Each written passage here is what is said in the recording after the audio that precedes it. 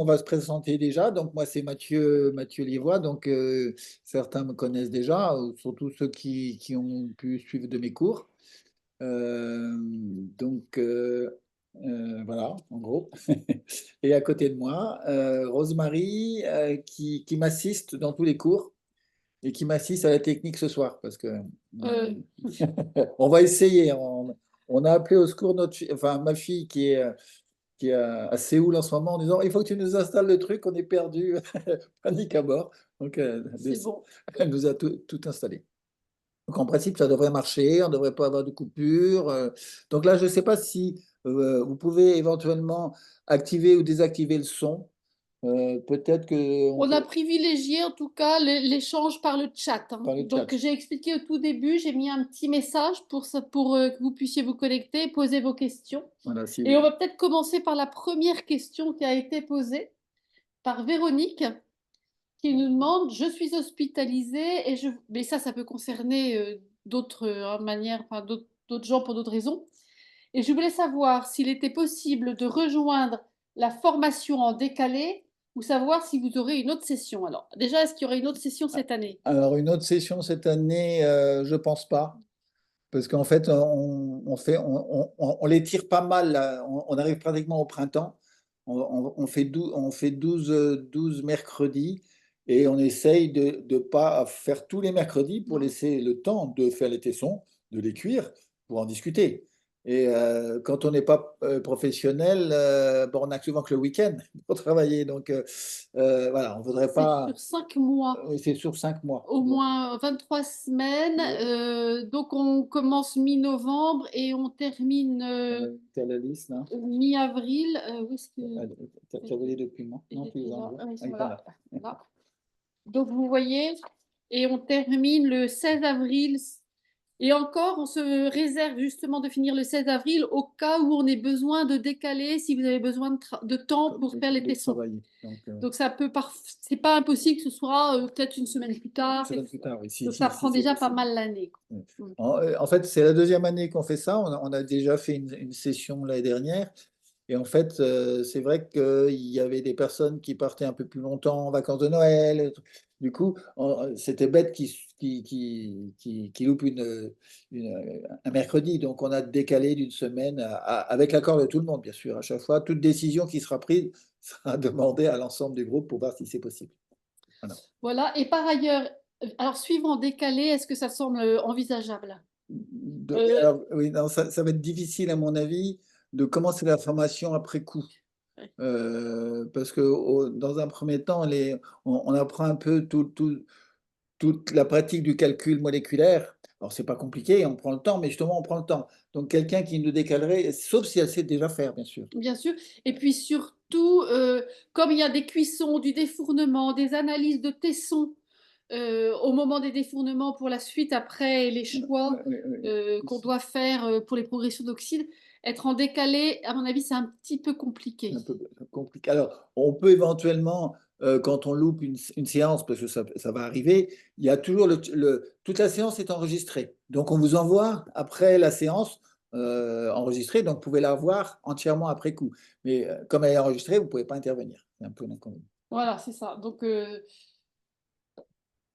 Voilà. alors, Alors, sinon, je vais présenter un peu, je vais peut-être sauf oui. s'il y a d'autres questions. Alors, est-ce qu'il y a d'autres? J'ai effacé mon chat. Me voilà bien. Donc, je vais présenter un peu la formation qu'on propose. Juste une dernière chose peut-être. J'envisage de passer le CAP décoration sur céramique. Est-ce que votre formation est pertinente? Est-ce que cela pourrait être suffisant pour répondre au programme de ce CAP? Merci de votre. Je ne connais pas vraiment le programme c'est ça le problème. Je ne Ben, connais pas le programme c'est pas tant de la décoration, nous, hein. nous, c'est plutôt la recherche des mots, C'est les couleurs. c'est les couleurs. On va peu travailler en déco. Euh, La décoration, sauf si vous pouvez nous préciser, c'est par exemple peindre sur émail ou sous émail.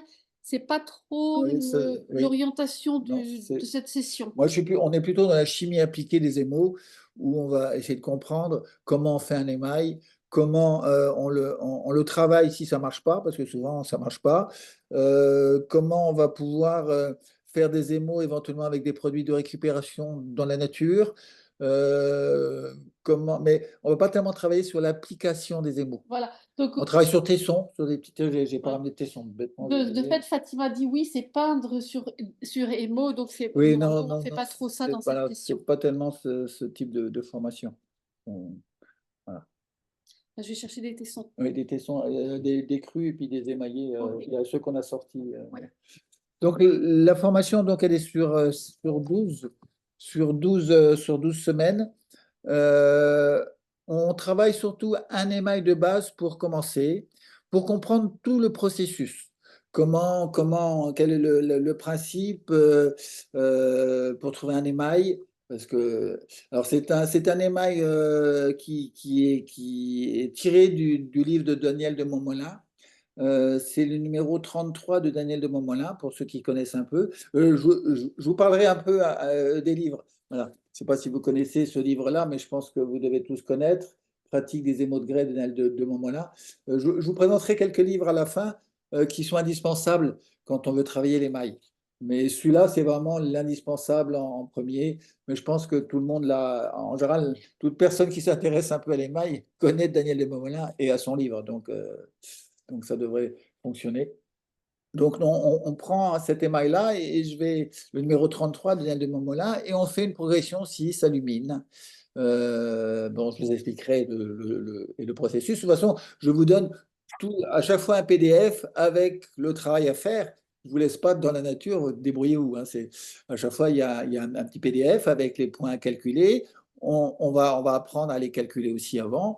On fera peut-être je parlerai un petit peu de Glési. C'est un logiciel de calcul moléculaire gratuit sur Internet, qui est très très pratique. Alors, ce qui est en anglais, mais quand on prend un abonnement, mais c'est par mois, mais c'est style 1 euro, 1,50 € par mois, c'est strictement rien, on a ce même logiciel en français avec d'autres fonctionnalités. Alors ça, c'est très très pratique. Ça évite de calculer à la main, de passer de la formule à la recette à la formule à la main.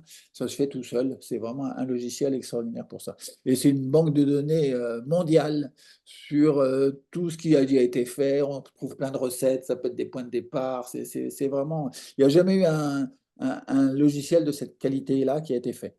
Donc, et on est en lien, enfin, l'école crémique est en lien avec lui parce qu'on voudrait justement qu'il rajoute sur son logiciel la façon de travailler de Daniel de Montmolin. Bon, c'est un Américain, il ne connaissait pas Daniel de Montmolin. Ça nous a vexé un peu, mais voilà, Cocorico, tout le monde ne connaît pas Daniel de Montmolin. Mais voilà, du coup, il est en train de travailler dessus pour que, et ça nous sera encore plus utile, nous, pour les cours. Voilà, donc on travaille ce diagramme 33 pour trouver les différentes textures. Quand on fait une progression limite silice, on va trouver à une température donnée, 1260, 1280, ça va dépendre à quelle température vous cuisez, mais en général, on cuit aux alentours de 1260, 1280, ça va, et on va trouver des textures différentes, des mats, des brillants, des satinés, des craquelés, des émaux qui coulent, des émaux à défaut aussi. Mais ça permet, quand on a pris le temps de les calculer et de savoir ce qu'ils ont dans le ventre, on comprend beaucoup de choses sur le résultat lors de la cuisson. Donc ça, c'est très intéressant.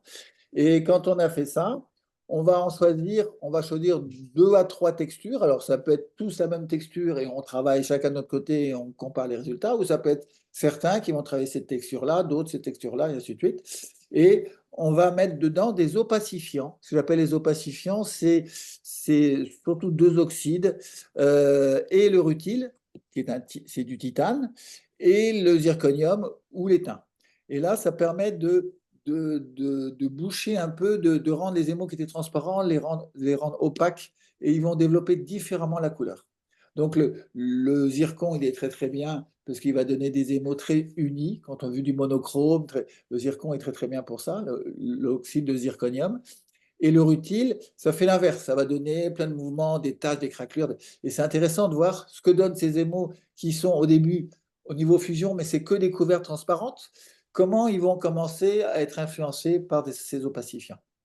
Puis après, on rechoisit la bonne quantité d'opacifiants qu'il faut, et dans ces recettes-là, on va commencer à introduire des oxydes colorants. Alors, il y en a 6. Le fer, le cobalt, le chrome, le manganèse, le cuivre Et le sixième, je ne sais jamais lequel c'est. Enfin, peu importe. Ouais. Enfin, peu importe, il y en a Le pas nickel? plus. Le nickel, voilà. Il y en a pas plus de 6. Et on va voir, en fonction des fusibilités des émaux, que donnent ces colorants. Parce que entre un émail mat et un émail satiné, un émail brillant, un émail craquelé, un oxyde donnera des choses très, très différentes. Donc, c'est intéressant, ça fait que ça nous fait toute la panoplie qu'on peut avoir avec un simple émail, le 33 de Montmolin.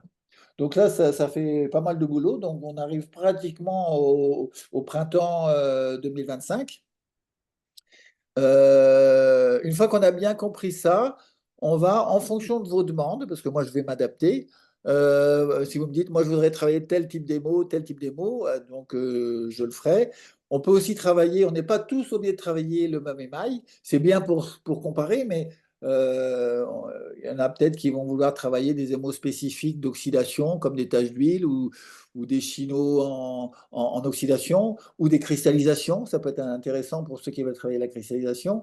Voilà, on peut trouver, ou carrément, vous me dites, ah, j'adore le bleu turquoise, ben, vous allez trouver toute une palette d'émaux bleu turquoise. Voilà, on va travailler les bleus turquoise aussi.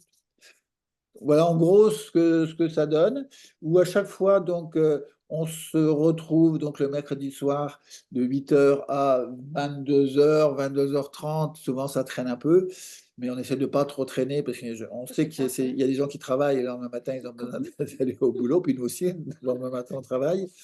Euh, Mais grosso modo, c'est 2 heures quand même, voilà. c'est 2 heures. Voilà. Juste Euh, une petite chose, je te coupe parce que on a une question là. Mince, une personne qui nous dit j'ai un tour, mais pas encore de four, et je prends des cours toutes les semaines pour progresser, mais je ne suis pas encore équipée avec le matériel pour les émaux. Donc, Alors, c'est vrai que s'il n'y a pas de four, c'est pas facile. Je reconnais, faire un gâteau si on n'a pas de cuisinière dans la cuisine, c'est pas facile. Ben, c'est un peu le même genre, quoi. il- Donc, moi, je crois qu'il faut avoir soit son four, soit être sûr de de, pouvoir de, cuire. de pouvoir aller chez quelqu'un qui permet de faire des cuissons. Voilà. Parce que c'est vrai qu'on se retrouve pratiquement, tant qu'on fait du travail de calcul et tout ça, on se retrouve toutes les semaines, hein. Au début, c'est le 13, le Voilà. 20, Mais très vite, c'est au bout de 15 jours mais très, très vite, voilà, on laisse passer une semaine ou deux, mais ou deux, parfois. c'est suivant. Donc, mais c'est vrai que c'est plus pratique d'avoir un petit four. Mais je reconnais qu'avoir un four, c'est un investissement. Et quand on est amateur, ça fait cher, quoi. Tant qu'on est professionnel, enfin, ou qu'on veut devenir professionnel, C'est un hein, investissement c'est un nécessaire. investissement nécessaire.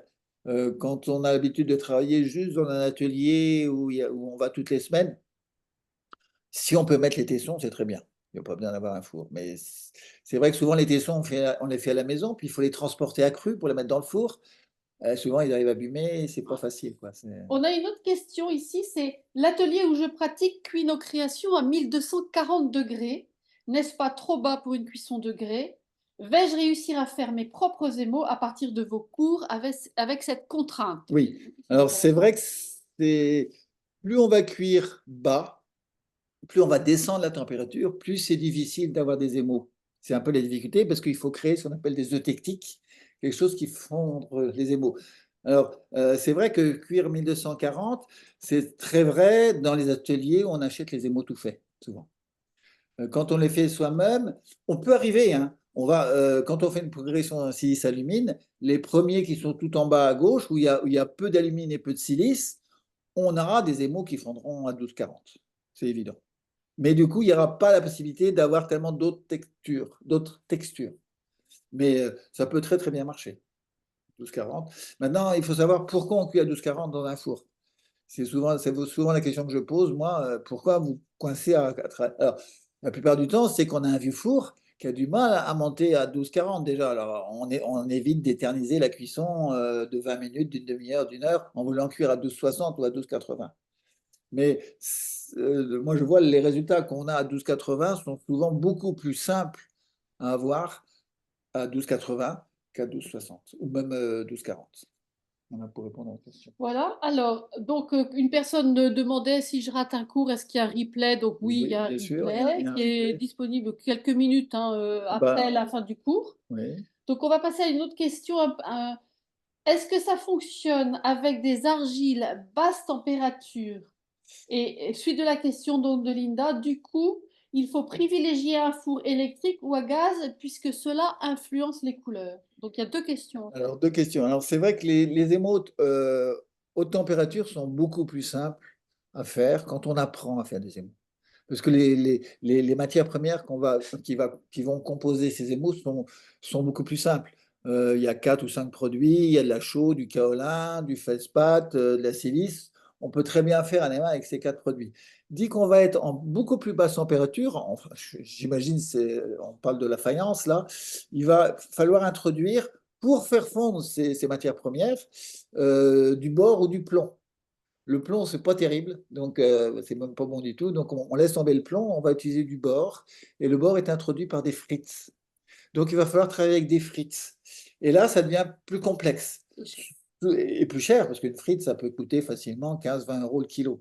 Donc c'est pour ça que moi, je privilégie souvent la haute température, parce que c'est beaucoup plus rentable de faire la haute température que faire de la basse température.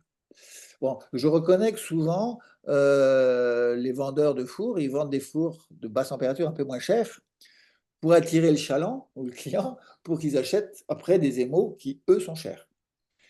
Mais maintenant, pratiquement tous les fours qu'on fait, qu'on vend maintenant, que ce soit chez Ceradel, Solargil, tous les fours électriques montent au moins à 1320 degrés. Hein, ils ont tous des briques qui supportent. Donc, ça n'a pas beaucoup d'intérêt de travailler la basse température. Ça ne veut pas dire que ce n'est pas intéressant. Mais dans une démarche d'apprentissage, c'est beaucoup plus simple de travailler la haute température. Voilà, c'était un peu pour répondre à la question. La deuxième question, s'il y avait un autre truc, il y avait deux questions, Il y je avait pense. des questions. Est-ce qu'il faut privilégier un four électrique ou à gaz? Lequel faut-il privilégier? Alors, c'est vrai que moi, j'ai un peu tendance à vous dire à gaz, parce que la possibilité de couleur est multipliée par 2. Hein, on peut montrer, voilà, ce genre de, je ne sais pas si vous voyez, mais on ne peut peut-être pas voir Je vais peut-être grand-chose. faire une photo et Voilà. envoyer la photo sur le Voilà. chat. Dès qu'on va avoir des bleus de fer, des rouges, ça, on peut le faire qu'en four à gaz. Mais le four à gaz demande un investissement un peu plus fort, parce que souvent, c'est des fours un peu plus chers, et demande aussi un endroit où on peut mettre le four. Un four électrique, ça va par exemple, dans une chambre d'enfant, il n'y a plus personne, les enfants sont partis, on branche le four, on se fait un petit atelier dans 13 mètres carrés, ça passe. Un four à gaz, c'est plus difficile. On peut le mettre dans un garage éventuellement, ou éventuellement dans un cabanon si on a un jardin. Ou dans l'atelier, si vous avez un atelier, bien sûr, hein, on n'est pas obligé de le mettre dehors.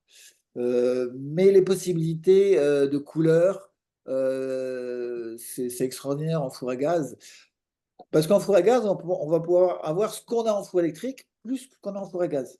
Alors qu'en four électrique, on n'aura jamais les couleurs d'un four à gaz. Hein, surtout si on aime les émaux un peu traditionnels asiatiques, les céladons, les sandbœuf, les chinois, justement. Voilà, c'est des émaux qu'on ne pourra pas avoir en four électrique. Par contre, en four électrique, on peut avoir des choses très intéressante quand même. Hein, entre tout ce qui est tache d'huile, je ne sais pas si vous voyez ce que je parle, ce que je dis quand on parle de tache d'huile. Hein, si vous connaissez le livre de Domo Mola, il en parle beaucoup. On peut avoir toute la cristallisation. C'est même mieux d'être en four électrique qu'en four à gaz. Malgré qu'on peut les avoir très bien en four à gaz, parce que moi j'ai mis au point tous mes émaux en four à gaz, donc on peut les avoir, mais avec les élèves ici en présentiel, on les travaille en four électrique. Moi j'ai la chance à l'atelier d'avoir un four à gaz, un four électrique. Donc ça, du coup, on ne se pose plus la question. Mais quand on achète, peut-être, moi, je dirais, je préfère, moi, personnellement, le four à gaz, mais quand on commence, peut-être un petit four électrique, comme ça coûte moins cher, c'est peut-être mieux. C'est peut-être mieux. Quitte à, par la suite, on développe le tout, et puis on se dit, tiens, maintenant, je vais m'acheter aussi un petit four à gaz, quoi. Alors, il y a une question bien différente. Je suis au Canada. Est-ce que les matières premières utilisées dans ce cours sont les mêmes ici en France? Alors, moi, j'ai travaillé au Québec 3 ans. Et j'ai trouvé absolument toutes les matières premières dans la société qui s'appelle Sial, SIAL. Donc oui, on trouve aux États-Unis, en Amérique du Oui, Nord, sans on problème, hein. trouve partout. Hein. Voilà. Non, c'est plus Et en le Suisse, problème. ah, très bien, je connais Sial, c'est ça. Voilà. C'est très facile de trouver tout ce dont on a besoin chez Sial. Voilà. Et donc, et en Suisse, eh ben, sûrement parce qu'au cours de l'année dernière, on avait une élève de Suisse, deux De élèves. Suisse. De Suisse. Oui, on trouve souvent on trouve toutes les matières premières. C'est pas des matières premières extraordinaires. Hein. Je veux dire, c'est pas. c'est pas des produits pratiquement, que ce soit le Céradel, vous connaissez tous Céradel, que Oui. ce soit Solarville, avec leur nouveau catalogue. Ils ont des dépositaires un peu partout en France, on voit. Euh, Après, il y a la Como. La Como, vous devez peut-être connaître, qui est en Sony, qui donne des matières premières. Alors ça, c'est pour la France, mais je suis sûr qu'en Belgique, il y a Colpart, Dans le nord de la France, il y a Cigales et il y a Fourmis, Cigales et les Fourmis, cousins dans le les sud. cousins. Il y a Céramique, comme on dit, Comferlet, c'est en Allemagne. Ça, je vous le montre parce que c'est comme Céradel ou Solargile, mais c'est très intéressant de passer par eux. Ils ont pratiquement tout. Et ils sont moins chers que Céradel et Solargile. Je ne devrais pas le dire, hein, mais voilà. Malgré le transport. Mhm.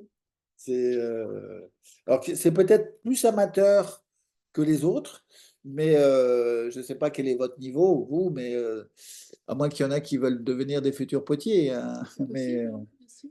mais Bah, pas l'année dernière, on avait une des élèves, elle était céramiste et elle suivait le cours suivre le cours. pour progresser en émail, hein. Donc là, on a une question aussi concernant les matières premières. Donc concernant les matières premières, est-ce que la maille de la silice est importante? Si oui, laquelle faut-il privilégier? Alors la silice, c'est rare qu'on propose. En général, c'est de la silice 400, ce qu'on appelle, hein, Ouais. sur les catalogues. C'est une silice très très fine, ça suffit. La finesse des matières premières, c'est vrai que c'est important parce que plus les matières premières sont fines, plus elles vont fondre facilement. Donc, éviter les morceaux de quartz qui sont grosses comme mon pouce, hein, parce qu'évidemment, ça va avoir du mal à fondre.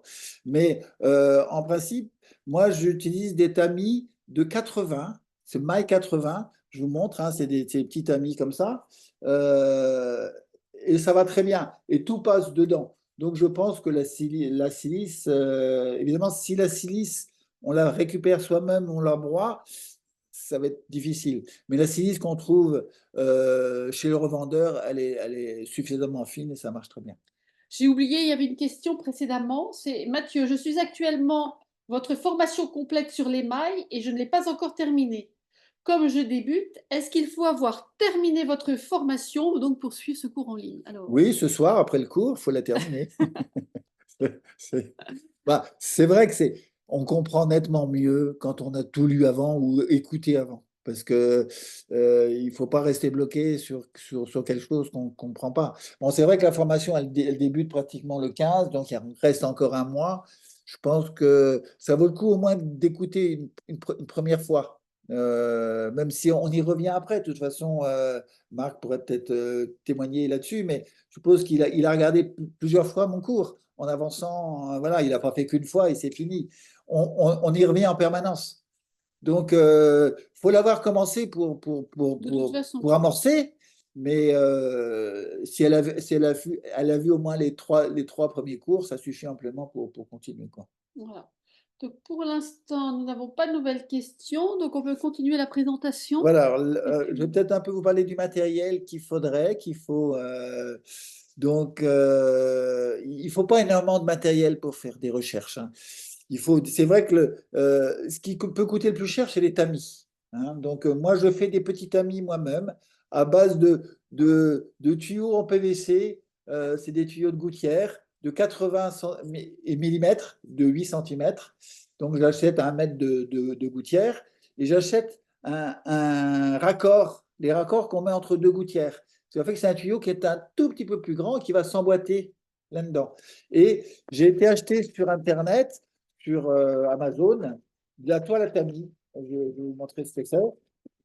C'est de la toile à tamis comme ça. Donc, c'est en inox. Et du coup, avec une toile à tamis comme ça qui coûte 15 euros, vous avez de quoi pratiquement faire 20 petits tamis comme ça. Donc, achetez pas des tamis chez Céradel sur l'argile, ça va vous coûter beaucoup trop cher, hein. Donc, des petits tamis comme ça va très bien. Et même la toile à tamis, vous tapez toile à tamis sur un moteur de recherche, toile à tamis métallique en inox, c'est bien parce que ça ne roule pas. Et là, vous voyez que Céradel sur l'argile vendent la même. D'ailleurs, ils se la procurent au même endroit parce que c'est exactement la même présentation. Et ils vendent le rouleau à 80 euros. Alors que vous l'avez acheté à 12 euros. Donc, petit tamis fait avec du tuyau, ça marche très bien. Alors, on peut en faire un, deux, trois, quatre, cinq, six, peu importe. Il vous faut une petite balance de précision de ce type-là, une petite balance de précision. Alors, celles-là, elles sont bien parce qu'elles sont au centième, donc au centième de gramme. Toute la question, est-ce qu'on fait des pesées sur 10 grammes ou on fait des pesées sur 100 grammes? Ça, c'est la grosse question qui est passée Nous, aujourd'hui. on se pose la question Voilà, c'est ça. Voilà. régulièrement, donc Mais on alors, fait les deux, c'est hein. bien de le faire sur 10 grammes parce qu'on utilise moins de matières premières, mais du coup, on peut émailler un ou deux tessons, pas plus. Ça fait vraiment le fond d'un petit bol, d'un petit verre en plastique. Moi, je préfère être sur 100 grammes pour voir tremper. C'est vrai, quand on a que 10 grammes d'émail, il faut le poser à la petite cuillère sur le tesson. C'est pas toujours facile, mais avec un peu d'habitude, on y arrive. Alors, ça me fait arriver au tesson. Les tessons, voilà ce genre de tesson que je fais. Je ne sais pas si vous voyez. Alors, c'est un tesson, là, c'était un tesson de grès. Donc, cette terre-là, c'est la GSA de Solargile, qui est rose en biscuit. Moi, j'ai la chance d'avoir une boudineuse. Évidemment, tout le monde n'a pas une boudineuse. Donc, j'ai une filière en sortie de ma boudineuse qui me fait des barres de tesson comme ça, que je coupe en morceaux. Alors, ça, c'est très pratique. Si on n'a pas ça, ben, on les tourne. Mais il faut savoir tourner. Pour les non-tourneurs, je ne sais pas s'il y a des Bah, en non-tourneurs fait, parmi vous, mais vous avez le cours, peut-être pour ceux qui sont là, vous êtes abonné au cours en ligne, vous l'avez acheté. ouais. Donc tu montres nous, comment faire Oui, oui. la Quand- couronne de tesson, mais dans le cours de tournage ou dans oui. le cours en ligne? Ah, c'est le cours de tournage. Je vais regarder un En lien, si on ligne n'a de pas un lien. tournage. Le cours, Ouais, je vais regarder. bon, maintenant, on peut les faire à la plaque. On peut faire se rouler une plaque et on fait un L en pliant. Ce qu'il faut, c'est que le tesson soit pas trop fin. Parce qu'il faut, moi, il fait au moins 1 centimètre d'épaisseur. Ça, parce que plus un tesson sera fin, plus il va se gorger vite en eau quand on va tremper les mailles. Et, cet engorgement d'eau va déterminer l'épaisseur de l'émail que l'on met dessus. Et là, ça change beaucoup de choses. Un émail fin donnera quelque chose de très différent d'un émail épais. Donc, ce genre de petit tesson. Alors, moi, je me débrouille pour faire un petit retour de chaque côté. Je ne sais pas si vous voyez là et là. Ça, c'est pour marquer dessus. Parce que si l'émail coule et qu'on n'a pas ce retour, eh ben, l'émail coule sur l'inscription et on ne sait plus de quoi il s'agit. Donc, quand on veut faire un petit retour, alors on peut éventuellement émailler qu'un seul côté et inscrire de l'autre côté tout ce qu'on veut mettre dessus, hein. C'est encore possible, ça. On peut aussi inscrire en dessous. Mais voilà. Donc, des tessons comme ça, pour la première progression avec l'émail 33, il en faut 150. Donc, voilà, il faut commencer à faire des couronnes de tessons.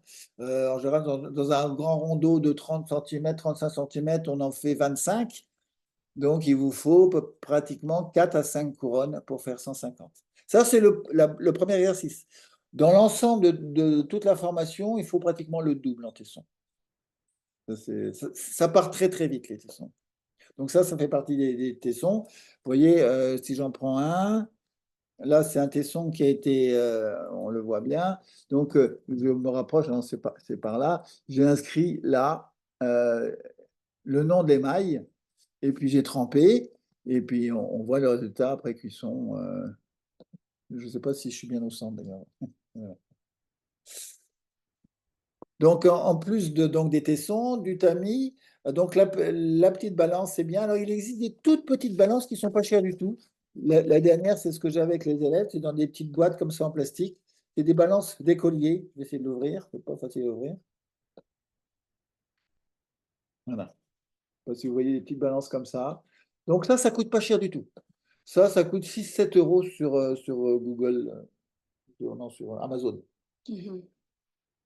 Les mêmes chez Ceradel, c'est 35 €. Je pèse constamment contre Ceradel et Solargy, ne vous inquiétez pas, mais il ne faudra pas leur dire. Des fois, ils exagèrent un peu au point de vue prix, hein.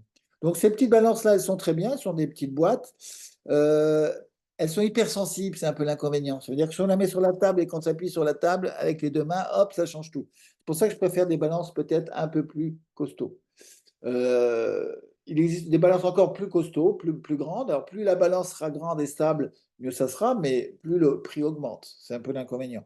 Solargine et Ceradel vendent ce genre de balance à une centaine d'euros, pour vous dire. C'est pour ça que peut-être une toute petite balance pour commencer qui va faire à peine 10 euros, ça suffit amplement. Ne vous embêtez pas.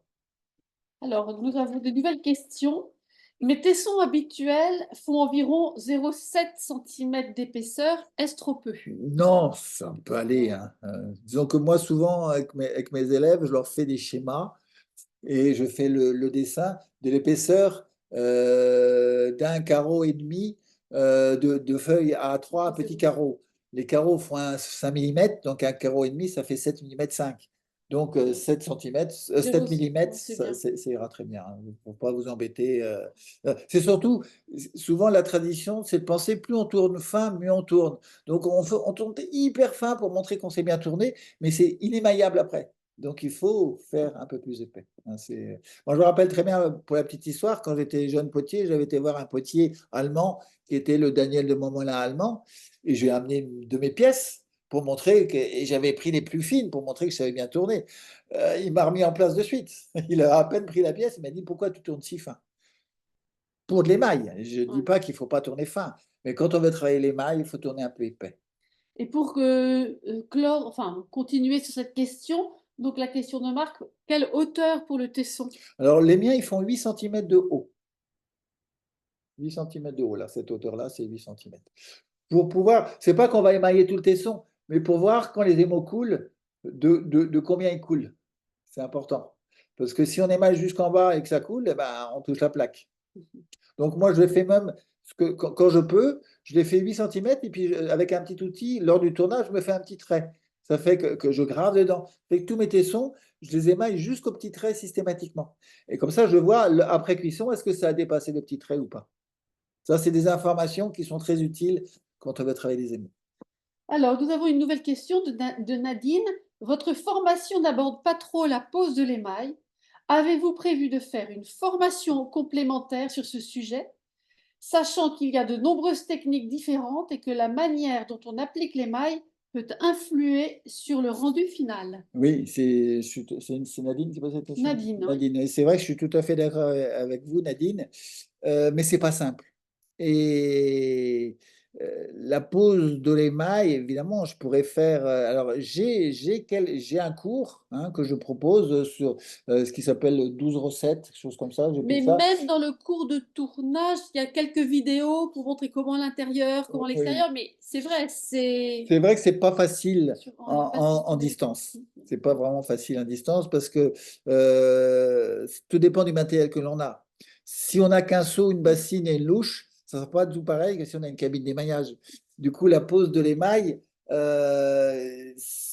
c'est vrai que pour l'instant, j'ai pas encore eu l'idée, enfin l'idée ou le besoin de faire un cours là-dessus.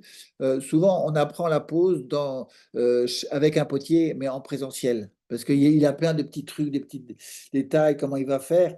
Parce que c'est vrai, quand on regarde des tutos sur Internet, il y a pas un potier qui émaille de la même façon. Il y en a qui ont émaille avec des pompes, qui vont projeter de l'émail dans le pot. Il y en a qui mettent des baguettes et qui vont saupoudrer, enfin, avec la louche. Moi, je travaille beaucoup au trempage et au pistolet. Alors, je pourrais vous faire une démonstration. Si vous fait le cours, on pourra faire éventuellement une petite démonstration avec mon pistolet. Euh, mais pistolet et cabine, faut-il en avoir une? Un bon pistolet, ça coûte au moins 80 euros, sans passer par Solargine et Ceradel, hein. Chez Leroy Merlin, c'est 80 euros, ça va très très bien. Mais la cabine d'émaillage, à rideau d'eau, c'est-à-dire une bonne cabine d'émaillage, là, il faut compter 4000 euros. Si on veut vraiment avoir quelque chose de compétent pour ne pas s'intoxiquer les poumons, quoi. Oui, voilà. Voilà. Donc, a priori, non, je n'ai pas l'intention de faire un cours là-dessus, mais si vous insistez beaucoup, je ferai quelque chose. Alors là, on a une question. Donc, sur ce cours, on fait des émaux, c'est la question de Guilou, que sur du grès et non sur porcelaine? Si, si, si, si. On peut, hein? On peut très bien. La porcelaine, Ça, c'est aussi une terre un peu plus difficile à travailler. Ben, ceux qui tournent et le savent. C'est une terre plus chère en plus. Mais on peut très bien travailler en parallèle. chaque émail, chaque tesson, on en fait un en porcelaine et en grès et on émaille 2 fois et on regarde la différence. Et puis si vous, vous travaillez que la porcelaine, vous pouvez tout à fait faire cette progression sur porcelaine et ce sera intéressant parce que, à terme, on choisira pas forcément les mêmes tessons, Oui, pour les progressions oui, parce d'oxyde, que parce que la fusion n'est pas la même. voilà, la porcelaine, elle donne du fondant souvent aux émaux, sans les faire couler. Mais les émaux ont souvent beaucoup plus de peps sur de la porcelaine. Mais la porcelaine coûte facilement, pratiquement 2 €, 2,20 € actuellement le kilo. Donc, par rapport à un grès qui va tourner autour de 80 centimes d'euros au kilo. Donc, a priori, la porcelaine, c'est dans un deuxième temps. Quand on a fait bien les émaux sur grès, on aborde la porcelaine. Mais si on n'a jamais tourné de la porcelaine, commencer à dire: «Je veux faire mes émaux, mais il faut d'abord que je commence à tourner la porcelaine», c'est assez difficile. Alors là, la question de Valérie, c'est pour la fabrication d'un tamis, Mathieu, avez-vous fait une vidéo? La colle. Ah, je sais plus. Je sais plus parce que j'ai vu les ça doit être dans le cours de tournage, bah non, Non, c'est non, forcément non, le cours d'émail. d'émail et dans les tutos, il y a pas un truc Non, de là, moi non, je j'ai bon, regardé. je pourrais en faire une, si ça vous dit. Parce S'il que y a pas, ouais, je pense que, ça m'étonnerait pas que ce soit fait. oui, Ah, tu le fais dans les prochains cours, les 12 recettes, c'est sûr? oui. À à confirmer, il faut que je regarde, que je vérifie. Bon, maintenant, c'est très simple, hein. Il suffit d'avoir une scie à métal pour couper une rondelle de tuyau. Heu une rondelle du raccord, pareil. On peut poncer peut-être un peu le bord intérieur de l'un et le bord extérieur de l'autre. On se coupe un petit bout de tamis, on met les 2 bouts et avec un marteau, on tape et ça s'enfonce tout seul. Je veux dire, Mais on c'est pourra faire pas une vidéo de fait assez simple. on pourra faire une petite vidéo, hein, Ouais, ça c'est sûr. mais c'est vrai que c'est tellement simple à faire, mes élèves, Oui, ils font tu as ça fait une vidéo sur ce sujet. À mon avis, c'est dans le cours, en ligne de tournage. ouais, c'est possible. Mais bon, on peut tout à fait, en cours en ligne, faire une petite vidéo, il y aura pas de problème. Alors maintenant, si ça vous embête de faire un petit tamis, vous pouvez en acheter un tout fait, hein, mais souvent les tamis pas trop chers, ils sont la toile est en plastique, c'est de la moustiquaire, c'est pas du tout une toile tendue en métal, ce qui fait qu'elle se perce au bout de 2 heures, 3 heures, elle est percée, quoi, donc Bon, ça moi, faut j'ai acheté des petits tamis, chez Ceradel ou Solargile. Honnêtement, ils sont bien bon, et bah, ils ils sont sont évidemment, hein, c'est toujours pareil, si on achète tout fait, c'est toujours un peu plus cher que quand on se les fabrique.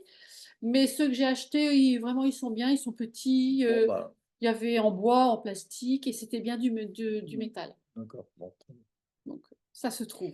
Alors, en plus, je continue, Ah oui, c'est bien d'avoir un petit entonnoir, dans lequel on a coupé le haut, ce qui fait que quand on prend un petit godet en plastique, justement, les petits godets en plastique qu'on va faire son émail, et qu'on met le tamis dedans, voilà, c'est comme ça qu'on fait. On met le tamis là-dessus, la pointe ne trempe pas dans l'émail. Donc on achète un entonnoir et on coupe le bout. C'est bien que le tamis soit plus petit que l'entonnoir. Autrement, parce que voilà, souvent les tamis, ils sont plus grands que les petits verres en plastique, donc il y en a plein qui tombent à côté. Ça tombe sur le sens, mais je préfère vous le montrer quand même. Ce qui est bien, si on peut avoir aussi, c'est une petite poire en gobe. C'est pas pour faire de l'engobe, mais c'est pour aller mettre de l'eau et enlever de l'eau, parce que ça aspire ou ça en met. Donc ça, c'est des petites poires en gobe basiques qu'on trouve chez Ceradel. Ah oui, là, vraiment très bien, celui-là Mais commun, c'est pas la peine de faire avec des embouts pour faire du décor et tout ça. Le plus gros embout est le mieux. Alors, on pourrait éventuellement avoir une vieille seringue aussi. ouais, ça marche bien Ça ça, marcherait bien. parce qu'on mesure, On ça peut, permet de mesurer, l'eau qu'on met et puis de garder en mémoire ou noter la quantité d'eau voilà. qu'on a mis. Les grosses seringues qu'on trouve en pharmacie en plastique. Voilà, donc alors maintenant la question qui se pose, c'est est-ce qu'il faut mieux des gobelets en carton ou des gobelets en plastique? C'est la grosse question en ce moment à l'atelier. Voilà, en carton, en plastique, bon, c'est vrai qu'en plastique, on les retrouve pratiquement pas.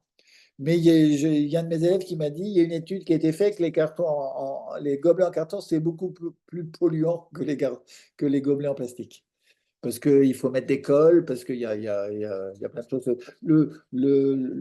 Qu'on appelle ça, le truc carbone, l'empreinte carbone, L'empreinte carbone. l'empreinte carbone est beaucoup plus importante sur un gobelet en carton qu'un gobelet en plastique. Ah, et alors une chose que tu as faite, Mathieu, tu as acheté dernièrement des petits pots de jardinage.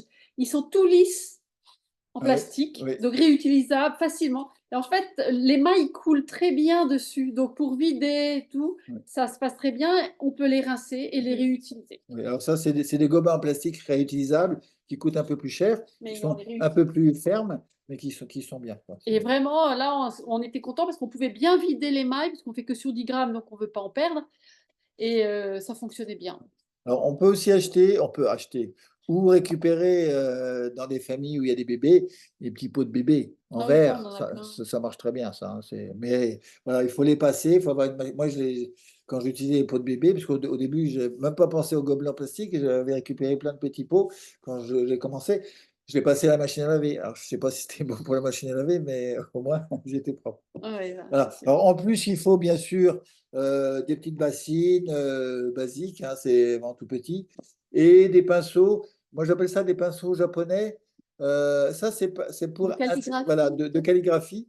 C'est-à-dire qu'ils ont un corps assez gros, mais une pointe très affilée, qui fait que quand on trempe son pinceau dans le jus d'oxyde pour marquer sur le tesson, le fait d'être gros, on n'a pas besoin de tremper toutes les lettres. À chaque fois qu'on écrit une lettre, on retrempe et ainsi de suite. Là, pratiquement, là, moi, j'avais fait toute une recherche sur des mots de faïence.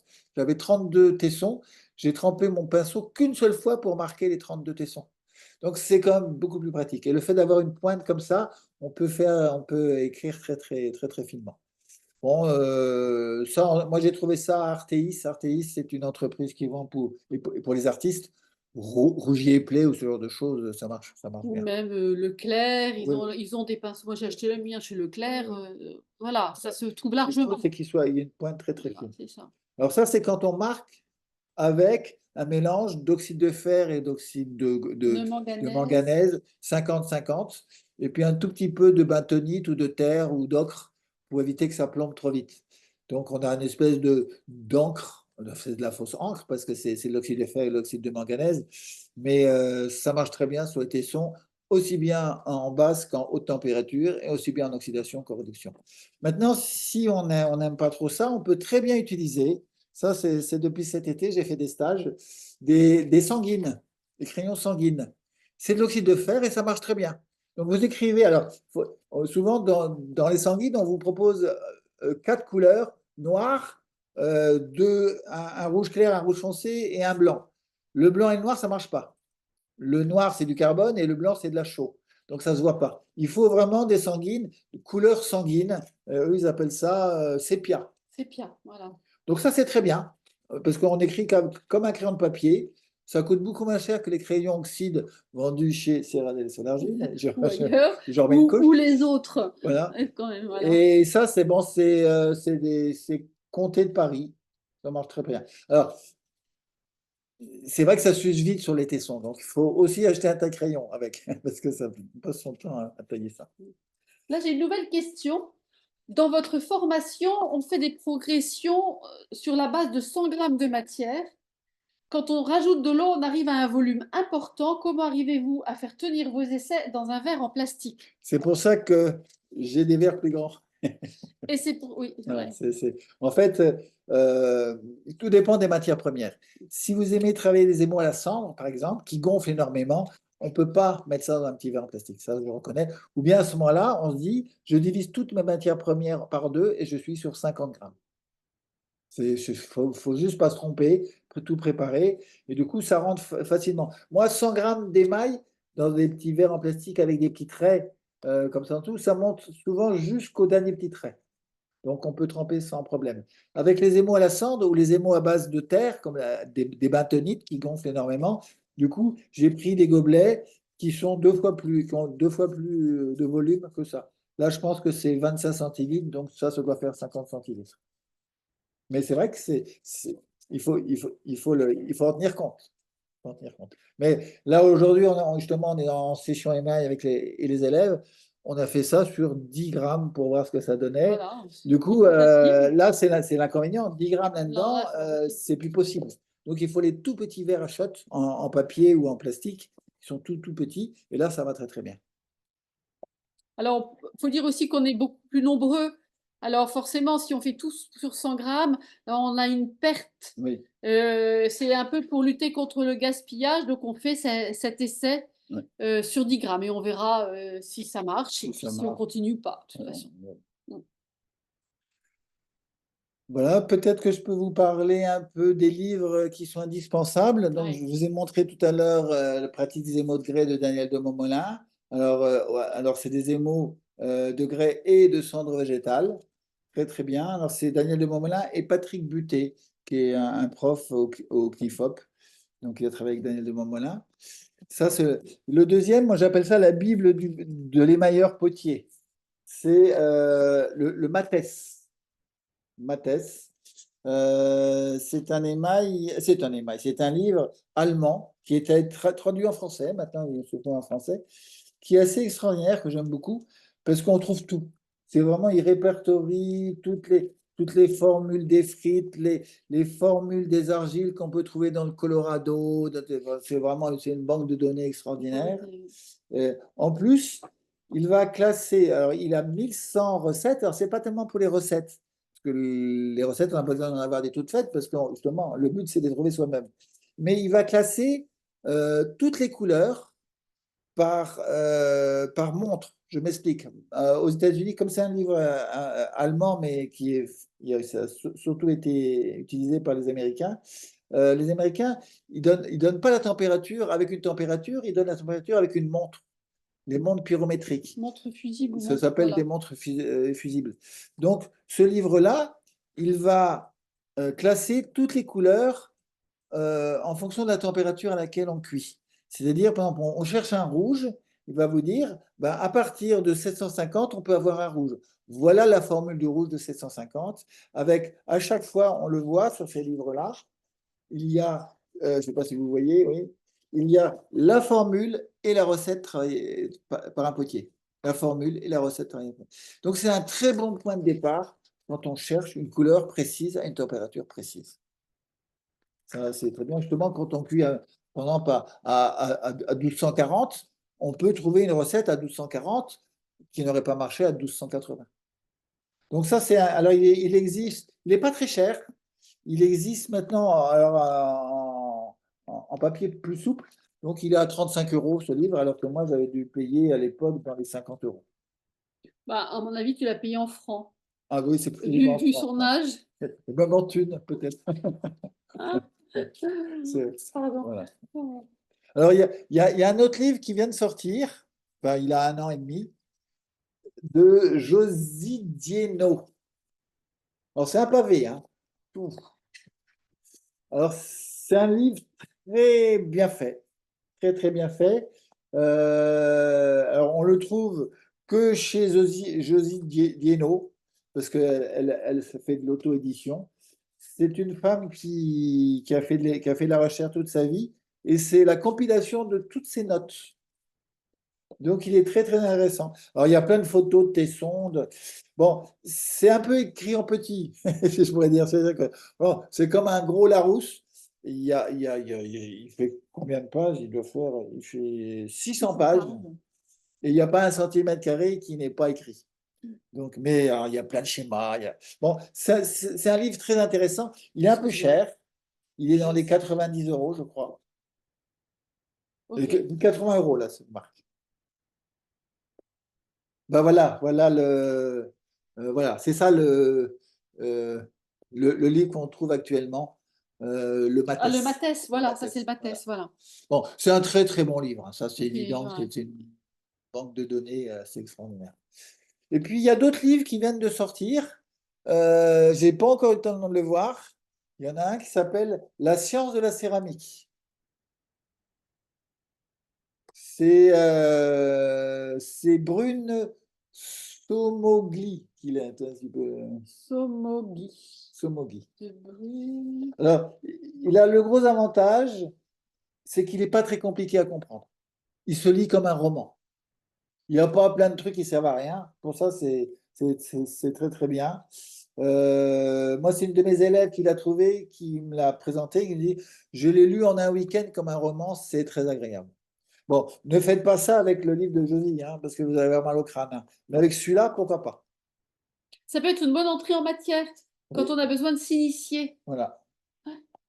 Donc, il fait 29,50 € Bon, à mon avis, on le trouve sur, à la Fnac, on le trouve un peu partout, hein, ce genre de livre. Oui, ça, on le trouve actuellement. Et le dernier qui vient de sortir aussi, je vous le présente, qui s'appelle Émail, recettes et combinaisons.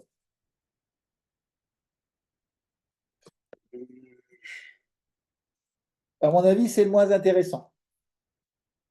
Pourquoi c'est le moins intéressant? Parce qu'il ne parle que par recette. Il ne met pas du tout de formule dedans. Donc, si on n'a pas les produits qu'il propose, eh ben, on est un peu coincé. Bon, c'est vraiment de la vulgarisation de l'émail. Alors, il y a tout un chapitre sur l'alimentarité des émaux. C'est la grosse.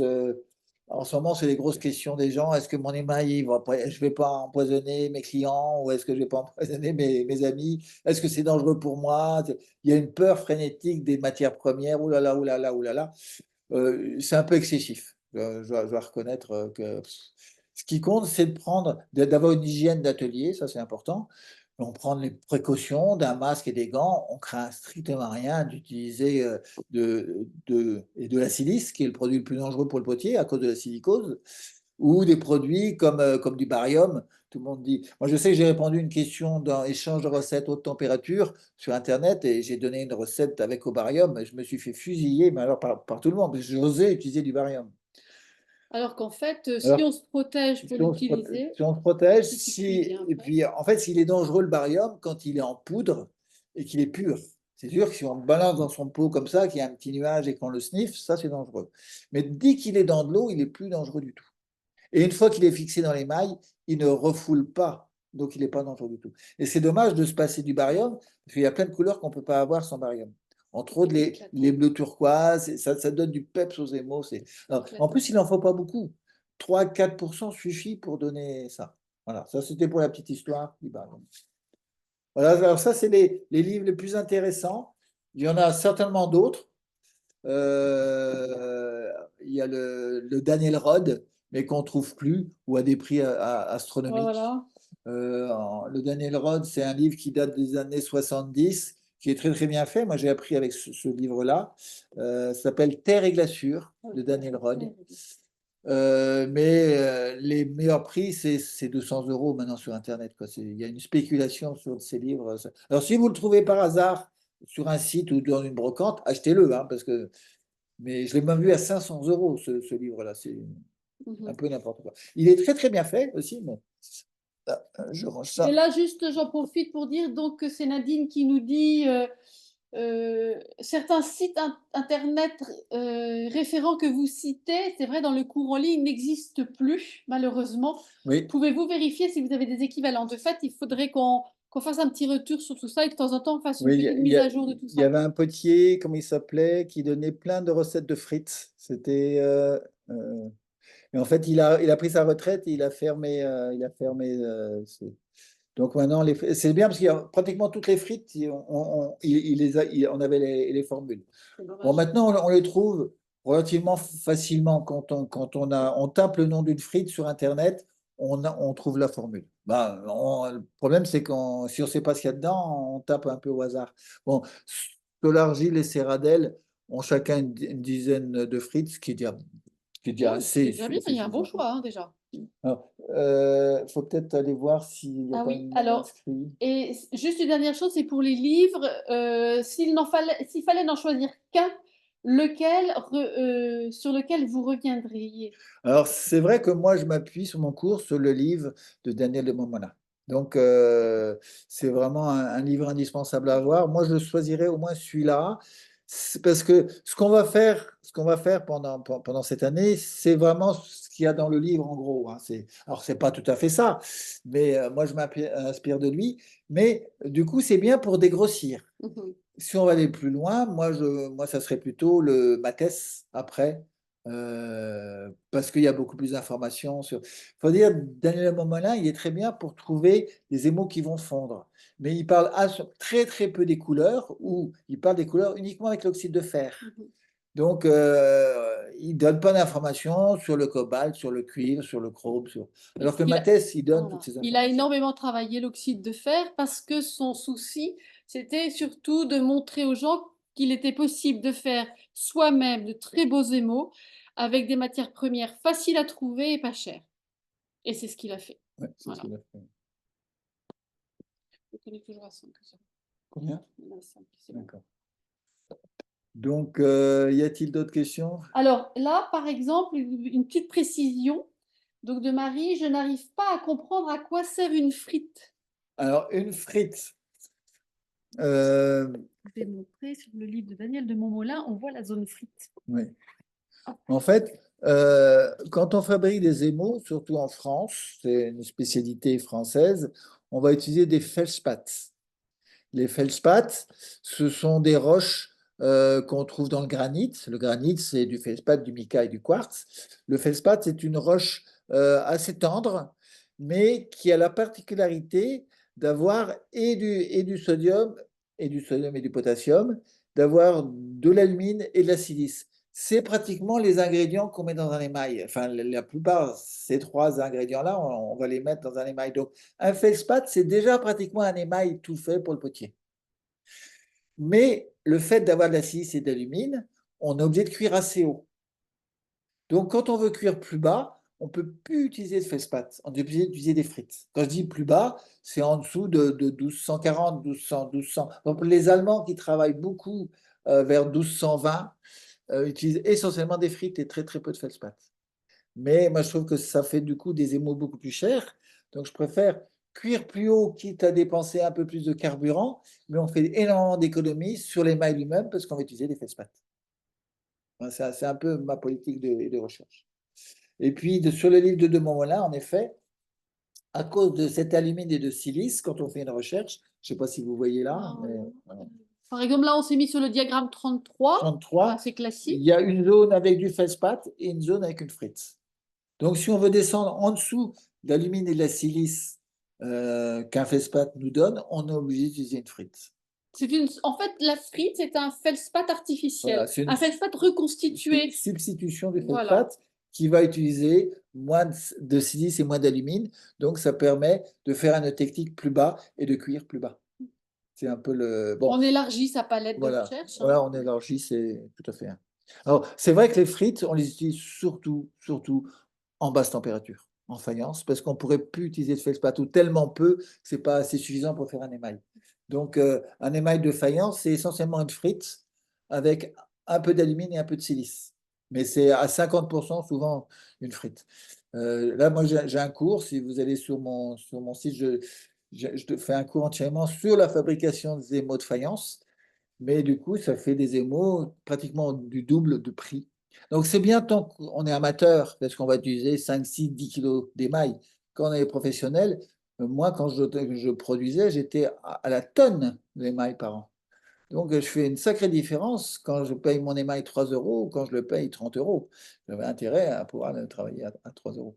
Oui, et donc en grès, on ne se sert pratiquement pas de frites. Bah, de fait, nous, là. Beaucoup moins de frites, sauf si on veut utiliser des produits qu'on n'a pas envie d'utiliser quand ils sont crus, justement le fameux barium. Du coup, on va utiliser une frite qui va introduire du barium, parce qu'il y a du barium dans la frite. Mais D'où la comme question de Nathalie Leroy, mais il y a plein de sortes de frites. du Bah coup, il oui, y a plein de sortes de frites, tout à avec fait, du hein. beurre ou pas. Du bord, sans bord. Moi, à l'atelier, j'ai à peu près une quinzaine de frites différentes. Si vous allez sur Glazy, justement, où on peut avoir toute la possibilité, toute la liste des frites, euh, il y a pratiquement une centaine de frites possibles. Mais la difficulté, c'est pas tellement d'utiliser la frite, c'est de savoir où on peut l'acheter. C'est ça qui est difficile. Parce que Serradel sur la Lune en propose une dizaine de frites. S'il y a une frite très spécifique, si elle existe, à savoir où est-ce qu'on peut la trouver. Alors, par Internet, on peut la trouver, mais on vous donne le nom d'une entreprise qui la revend dans le Kentucky. Ça va être un peu difficile de se la récupérer. C'est pour ça qu'il faut mieux utiliser des frites vendues par des revendeurs français ou belges ou allemands, parce qu'ils ne sont pas très loin pour le transport. Nous avons une question de Sœur Johan qui dit: Est-ce que vous sauriez nous dire combien de temps de travail environ on doit prévoir entre les sessions du mercredi pour bien suivre la formation? Ah, en fait, ce qui est long, c'est de faire les préparations, les pesées, les trempages, c'est ça qui est long. Là, je vois les élèves, ils ont commencé ce midi, ils ont fait. Oh bah là, ils sont bien avancés. Bon, ils étaient par groupe de 4. mais ils ont pratiquement en 3 heures, ils ont tout fait, à 4. À 4, 4 fois 3, 12. Bon, c'est long, hein, c'est sûr, mais il faut bien se concentrer et puis Bon, il ne faut peut-être pas vouloir faire tout ça en une journée. À ce moment-là, c'est 1 heure, 1 heure, 1 heure par jour. C'est que Johan n'a pas beaucoup de temps. Du coup, ben, il faut essayer d'avoir. Ou bien à ce moment-là, faut que vous branchiez une sœur avec vous, quoi. Ça va plus vite. Une ou deux c'est ou trois vrai, on peut sœurs. faire travailler quelqu'un. On va faire travailler les sœurs.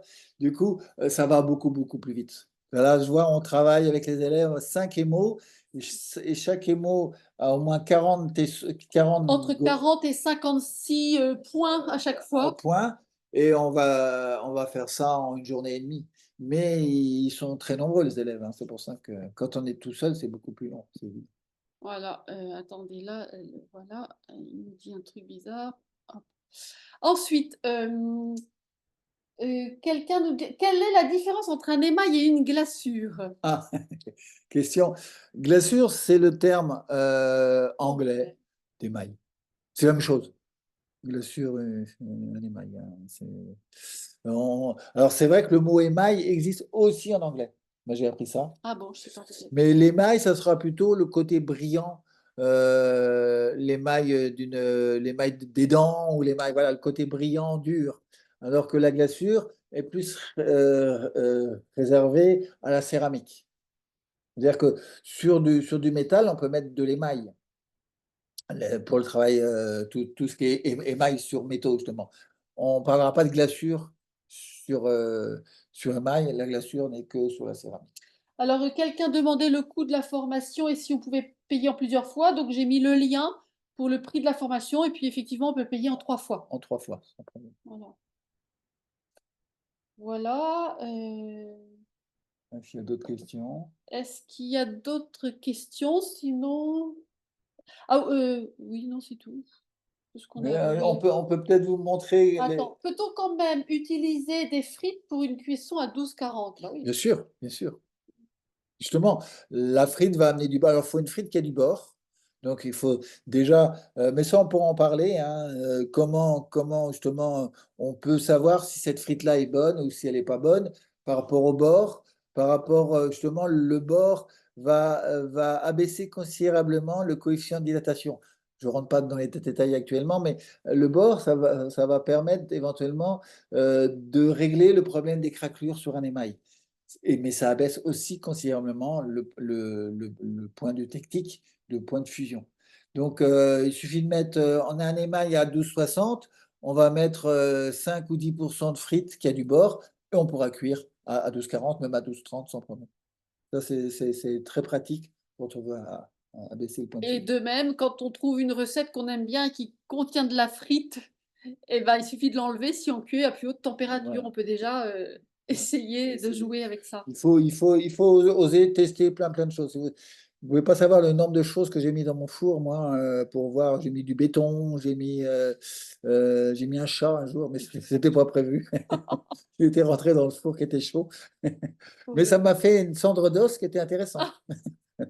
Voilà, voilà, on peut mettre plein de choses, hein. Dans la nature, ici en Bretagne, moi je récupère des coquilles d'huîtres, c'est des super cendres pour les émaux.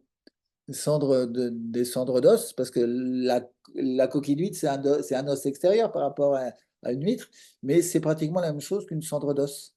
Les cendres d'os, c'est souvent des cendres de vaches qui viennent des équarrisseurs. Je rassure, ça vient pas des cimetières, hein, voilà, ça vient de. Et la cendre d'os, Daniel de Montmalin en parle beaucoup, ça amène du phosphore dans les émaux. Voilà. Et le phosphore avive encore les couleurs et donne des couleurs qu'on ne pourrait pas avoir autrement, comme les rouges de fer en oxydation en feu électrique. Ça, c'est très, très intéressant. Alors, donc là, on a une question aussi au sujet. Pour la formation uniquement, quelle quantité de matières premières faut-il prévoir? Alors, on a fait la liste sur le site, donc je vous mets le lien pour le matériel requis, les matières premières et la quantité qu'on vous conseille d'avoir. Alors, la quantité, ça va dépendre entièrement. Est-ce que vous voulez avoir une quantité juste pour mettre au point les quelques émaux qu'on va mettre au point ensemble, ou est-ce que ça sera pour produire après? Si c'est pour faire 5 kilos d'émail, en tout, on ne va pas vous faire acheter 100 kilos de matières premières, ça paraît évident. Il faut savoir que plus vous allez acheter en petite quantité votre matière première, plus elle va être chère proportionnellement. Donc, quand on peut acheter les sacs parce qu'on sait qu'on va en avoir besoin, par sac de 25 kilos, au moins pour les matières de base, c'est le feldspath, la chaux, le kaolin, la silice. Nous, on n'est jamais en dessous de ce qu'on appelle des sacs premiers Des sacs d'origine. d'origine. Comme ça, on est sûr d'ailleurs que du coup, le revendeur ne s'est pas trompé, Voilà. il a mis dans un autre En sac fait, et c'est c'est pas le pas même. anodin, c'est vrai. On achète un sac de 25 kilos ou de 50 kilos, c'est lourd, mais au moins on est sûr de ce qu'on a. Voilà, Il n'y a pas eu de manipulation et de risque. il n'y a pas eu de Ça peut manipulation. arriver, hein. Voilà. Ben, moi, ça m'est arrivé justement. Donc, mes 25 kilos de feldspath, Ça va, ça va vite, hein. ça peut coûter cher. Donc, moi j'estime que pratiquement, c'est une estimation, il faudrait que je le vérifie, mais pour faire la formation, avec 100 euros de matières premières, ça suffit.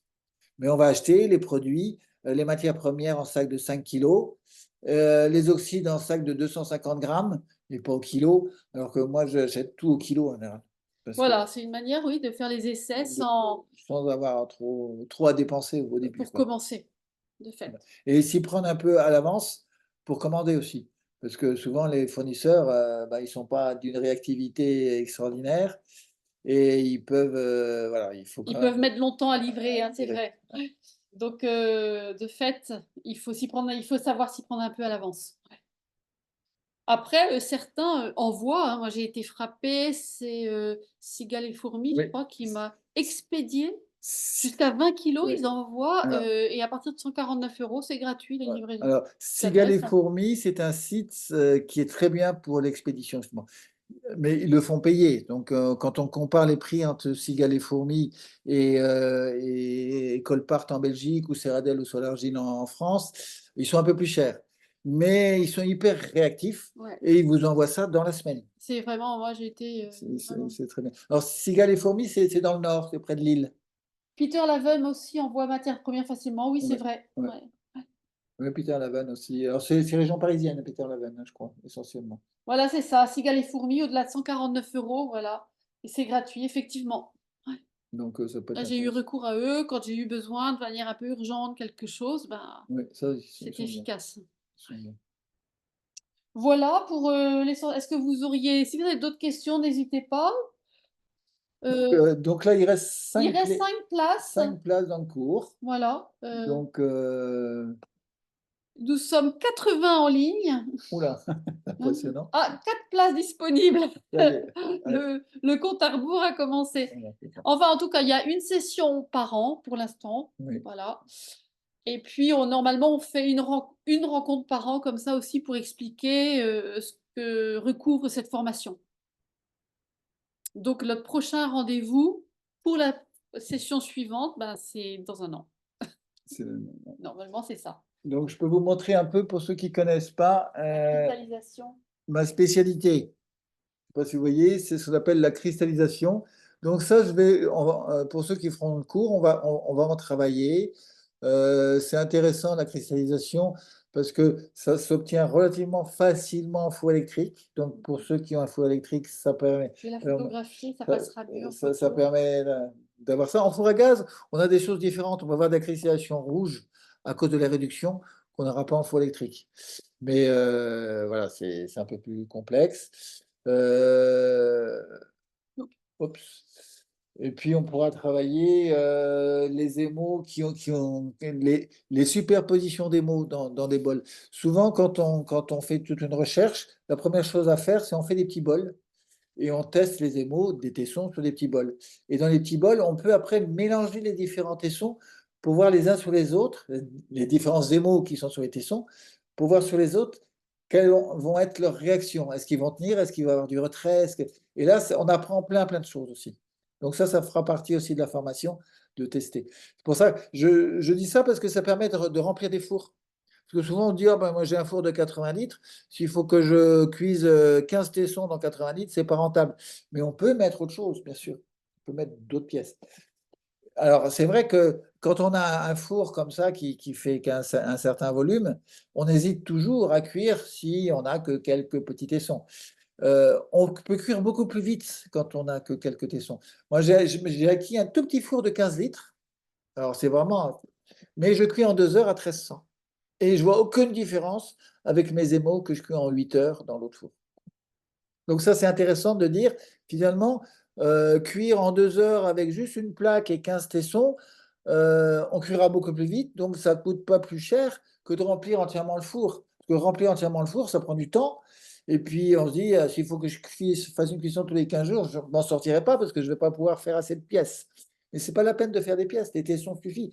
On est dans une période de mise au point de l'émail, on n'est pas dans une période de production.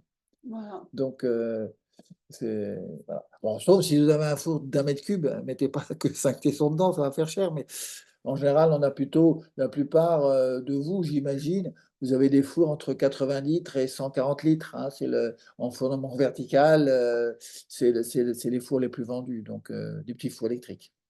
Et pour la personne qui vient de dire: «Je viens de m'inscrire, au démarquant, je recevrai un lien», bien sûr. Le premier cours est le 15 novembre et puis, vous allez recevoir un lien et les confirmations d'informations donc, par le site et Tiffany. Ouais. Voilà.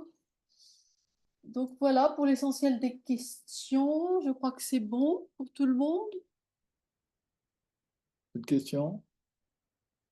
Nous, on a fait un peu le tour des éléments essentiels dont on voulait parler ce soir.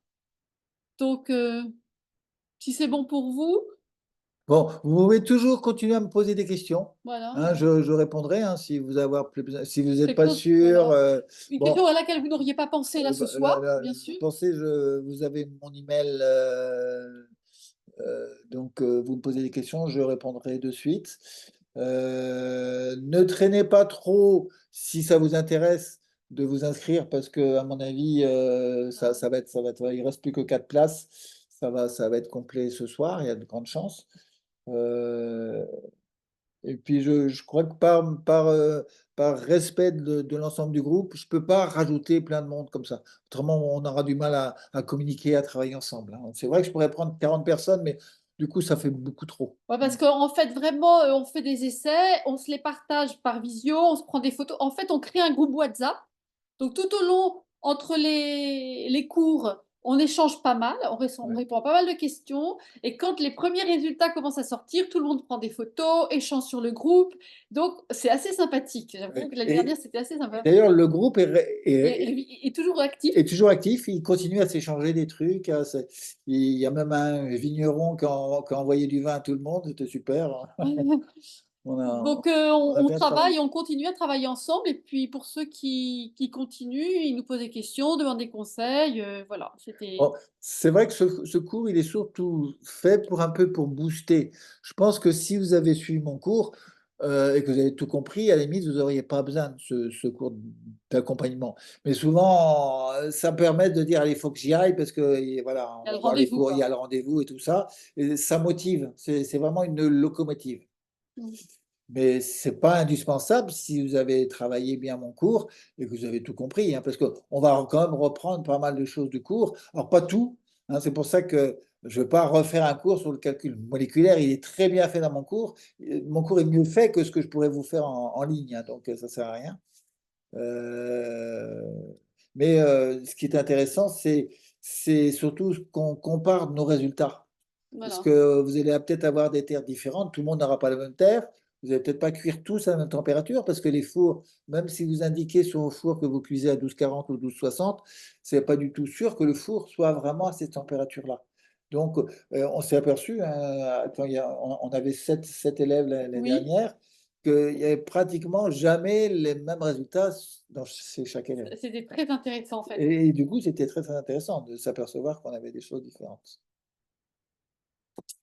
Bon, Voilà. en tout cas, c'est bien. Il y en a qui nous donnent déjà rendez-vous l'année prochaine, pas de Non, problème. pas de problème, c'est bien. Et on sera très content de commencer à travailler ensemble mi-novembre. Voilà.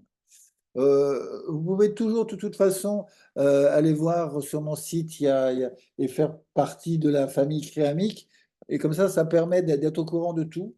Vous inscrivez, d'être au courant de tout, des trucs qu'on peut proposer. Et surtout, vous pouvez me poser plein de questions techniques et j'y réponds. Oui, Ça permet de, si vous avez des difficultés, vous ne savez pas quel four acheter, vous ne savez pas si cette terre-là, ça va aller, ou ainsi de suite, ou des problèmes. Mon émail se décroche toujours, comment ça se fait, ou ainsi de oui, suite, ou ils font pas, pourquoi. toutes Donc, les voilà. difficultés qu'on rencontre, hein, classiquement, hein. En fait, quand vous avez un problème, généralement, on l'a eu avant vous, hein. Donc, on peut Donc répondre. voilà, on peut essayer de répondre quand même. Voilà. Ben, Bon, écoutez, en tout cas, ben, à bientôt pour ceux qui se sont inscrits et à bientôt aussi pour ceux qui pensent à l'année prochaine.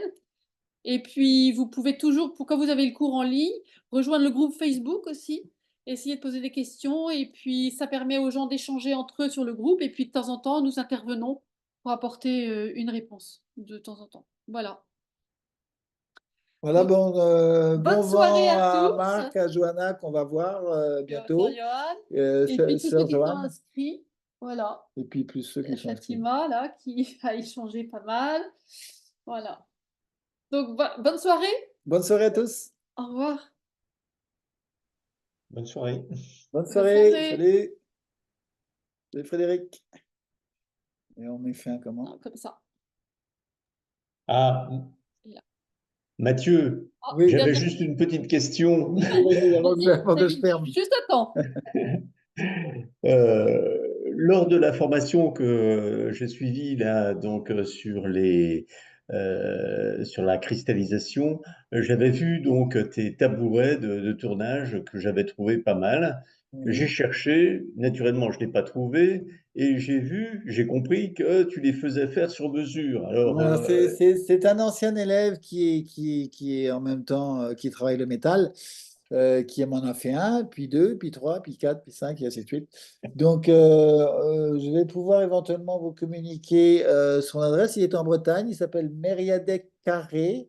Où est-ce que je pourrais avoir son adresse? Alors là, je ne l'ai pas carré comme un carré avec Oui, deux c'est R. A2R E. On peut peut-être le trouver facilement, hein, Si je le trouve facilement, j'ai peut-être son email. Et il est tout à fait prêt à en faire pour d'autres personnes, hein. très bien. Voilà, ce qu'on va faire, c'est qu'éventuellement, si tu m'envoies un petit email, moi je te donnerai toutes ses coordonnées. OK? Ben, je t'en avais envoyé un, mais visiblement c'est passé à la trappe. Alors, Ah, Ah, tu m'en as envoyé un? Il y a oui. longtemps? Ah oui? Ah ben c'est peut-être pour ça. C'est peut-être pour ça. ah, alors pourtant, cette question me dit... Ah non, je confonds avec une autre. Oh là. Bon, Ouais.